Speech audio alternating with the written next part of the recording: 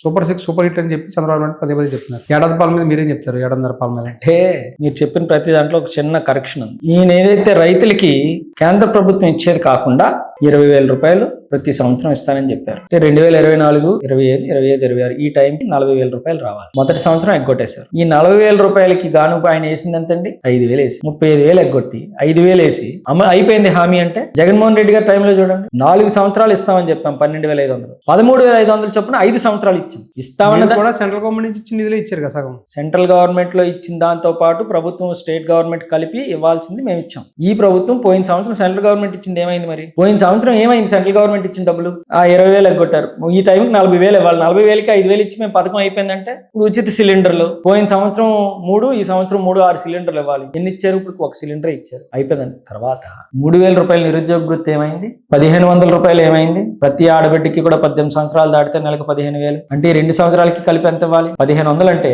నెలకి 1,500 అంటే నీకు 12 నెలలకి కలిపి సుమారుగా 18,000 అవుతుందా? 18,000 అవుతుంది. 2 సంవత్సరాలకి కలిపి 36,000 ఇవ్వాలి. ఏమైంది? నిరుద్యోగ వృత్తి సంవత్సరానికి నెలకి 3,000, సంవత్సరానికి 36,000, 2 సంవత్సరాలకి 72,000. ఏమైంది? తల్లికి వందనంలో కటింగ్స్. 6 సిలిండర్లు ఇవ్వాల్సింది 1 సిలిండర్ ఇచ్చారు. 40,000 రూపాయలు ఇవ్వాల్సింది 5,000 ఇచ్చారు. సూపర్ హిట్ అంటే